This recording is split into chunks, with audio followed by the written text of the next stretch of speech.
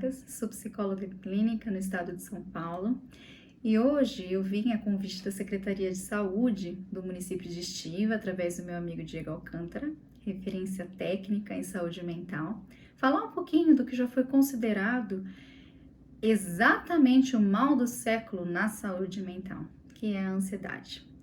É importante a gente falar, quando a gente está falando de ansiedade, que não existe só um transtorno, só um problema relacionado à ansiedade. Existem vários transtornos que são considerados transtornos de ansiedade, como fobias, transtorno de ansiedade generalizada, transtorno do pânico, ansiedade social, tá? E todos esses transtornos são considerados transtornos de ansiedade. Mas nem sempre que a gente está falando de ansiedade, a gente está falando de um transtorno. O que a gente caracteriza como uma ansiedade, um transtorno ou uma ansiedade patológica que a gente fala, a gente precisa avaliar alguns aspectos dessa ansiedade para considerar isso, Como, por exemplo, a intensidade com que essas crises acontecem. Então, por exemplo, no transtorno do pânico, as crises de pânico são crises muito intensas. Então, isso é um problema para esse indivíduo. A frequência com que essas crises acontecem na ansiedade generalizada são crises bem menos intensas, mas muito mais frequentes. A duração desses episódios precisa ser avaliada, certo? Mas, acima de tudo isso, o que precisa ser avaliado é se essa ansiedade, que a gente está considerando um transtorno ou uma ansiedade patológica, se ela atrapalha de alguma forma o funcionamento, a vida desse indivíduo. Então, em qualquer aspecto da vida desse indivíduo, a gente precisa avaliar se essa ansiedade impede ele de fazer alguma coisa, tá? Mas o que causa essa ansiedade?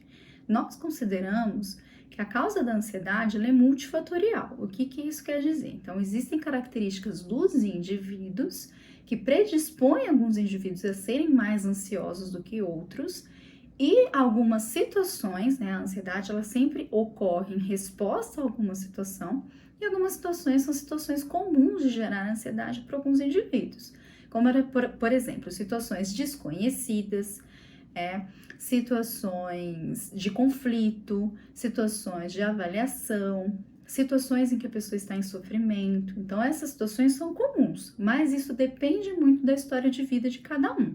Para uma situação de avaliação pode tirar de letra, para outros pode gerar muita ansiedade, certo? E como eu disse, os indivíduos, cada pessoa tem uma predisposição diferente a sentir essa ansiedade. Algumas pessoas são mais sensíveis do que outras à ansiedade, vão produzir mais respostas de ansiedade. Isso também não significa que é um problema. Algumas pessoas produzem muitas respostas de ansiedade e isso não atrapalha o funcionamento delas, como a gente tinha dito, certo? As respostas mais comuns de ansiedade no corpo estão muito relacionadas ao que a gente espera da ansiedade, Então, como eu disse, existe uma ansiedade que é considerada patológica e existe uma ansiedade que é considerada normal, um nível de ansiedade que é considerado normal. Todos nós sentimos ansiedade, certo? Então, o que a gente considera de respostas normais? A gente tem que pensar que a ansiedade, a gente tem que entender que a ansiedade ela é uma resposta do nosso corpo preparando a gente para uma situação que a gente considera que o nosso corpo, o nosso cérebro, ele interpreta essa situação como uma situação de risco, uma situação de perigo. Pode parecer esquisito, eu falar, por exemplo, uma situação de avaliação.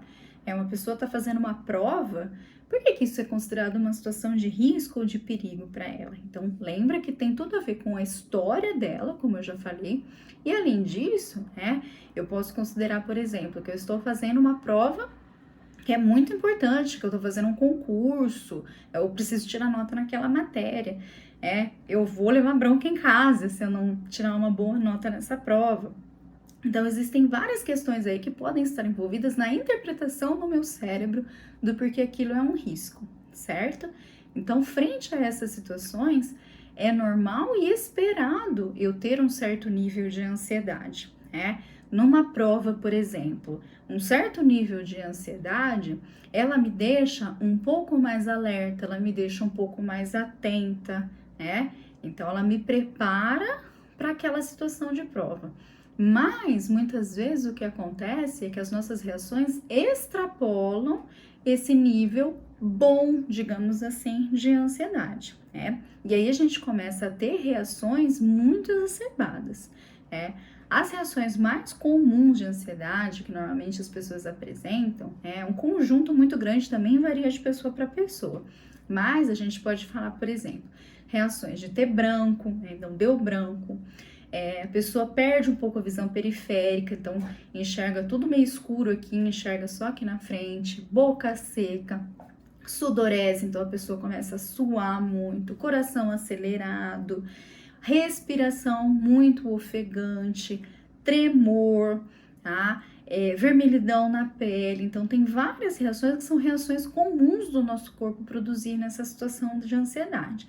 Algumas reações são reações mais prolongadas, né? Então, às vezes a pessoa começa a ter, por exemplo, queda de cabelo, problema de pele, gastrite nervosa, também pelo fato de estar muito tempo, né, com uma intensidade, uma frequência muito alta de episódios de ansiedade, certo?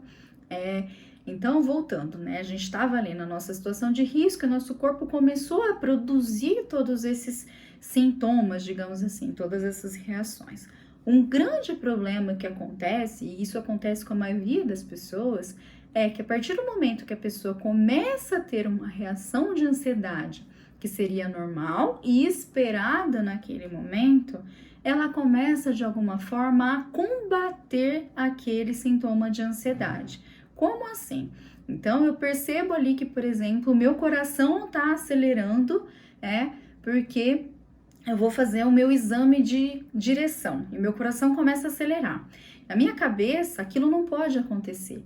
Porque lembra que eu falei lá do começo, a ansiedade é o mal do século. Então a gente aprende desde sempre que sentir ansiedade, ter sintomas de ansiedade é errado, tem alguma coisa de errado acontecendo. Então eu não posso sentir nada disso. E aí eu começo a prestar muita atenção naqueles sintomas, eu começo a tentar ouvir o meu coração, se tem qualquer alteraçãozinha ali no meu batimento cardíaco, eu já começo a prestar mais atenção naquilo, e eu tento. O que eu faço, né? Não, meu coração não pode acelerar. Meu coração não pode acelerar. A minha respiração tá muito ofegante. Deixa eu respirar mais devagar aqui. Eu tô tremendo. Que normalmente quando a gente tá tremendo, a gente tenta segurar, Tenta segurar tremor pra gente ver que aí que a coisa treme mesmo, tá? Então, muitas vezes, o que a gente tenta fazer? A gente observa essas reações de ansiedade e a gente já, como eu falei, começa a combater essas reações. Só que isso produz o efeito contrário, porque quanto mais eu tento baixar o meu batimento cardíaco, por exemplo, ninguém tem controle sobre o próprio batimento cardíaco. Então, se eu começo a tentar fazer uma coisa, qualquer coisa que a gente está tentando fazer na nossa vida que não dá certo, que eu não consigo fazer, isso naturalmente gera mais ansiedade ainda.